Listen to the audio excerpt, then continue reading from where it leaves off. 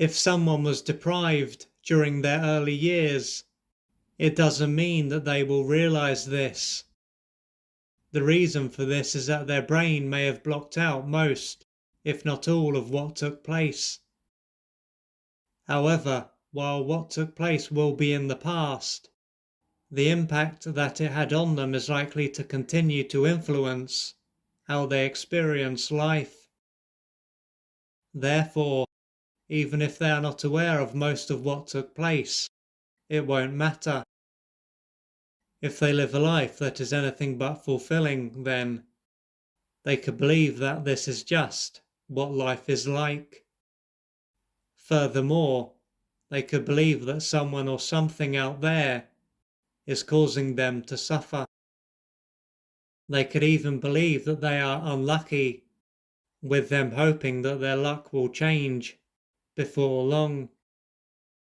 Along with this, they could spend a lot of time feeling helpless and hopeless and very low. What can make their life worse is that they can have a job that is anything but fulfilling and not have any close friends.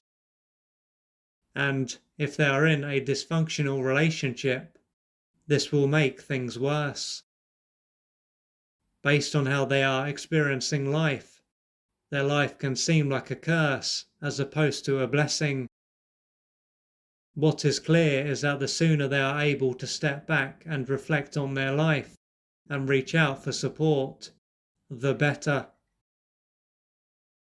If they were to end up doing this, they could come to the conclusion that their early years were not very nurturing. This is because they could consume a lot of material that goes into what can happen when someone is deprived during their formative years. They could relate to a lot of what is said and soon wonder why it has taken them so long to join the dots, so to speak.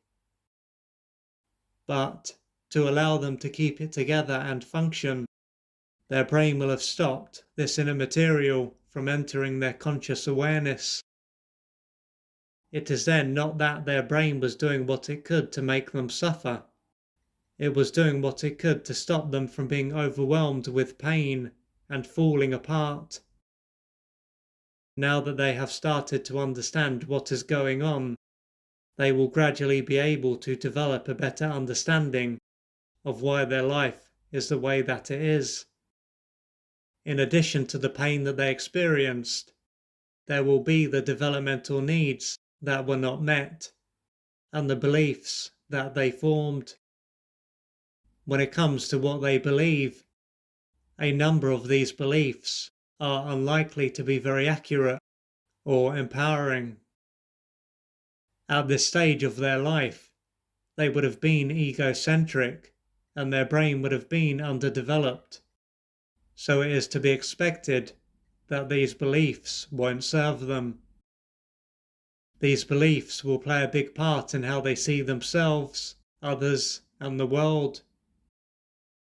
If they were to look into what they believe, they may find that they have some, if not all, of the following: that it is not safe for them to exist, that they don't deserve to exist, that they are not worthy of life, that they don't deserve to be seen, that they don't deserve to be heard, that they are worthless, that they are unlovable, that their needs are bad, that their needs are a burden, that they are bad, that they are not enough, that other people can't be trusted, that other people are unreliable, that other people are unpredictable, that the world is not safe.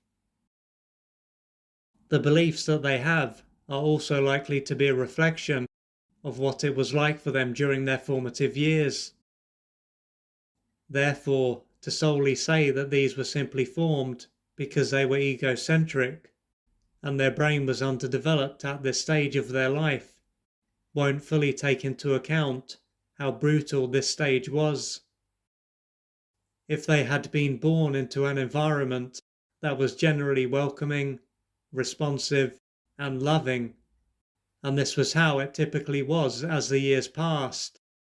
There would have been no reason for them to develop these beliefs. These beliefs would then have been conclusions that reflected their reality. Nonetheless, as accurate as these conclusions were, they only reflected what it was like in this environment. And the person or people who defined what it was like in this environment were probably deeply wounded. This means that they didn't reflect the truth, and the person or people were unable to see their worth and lovability.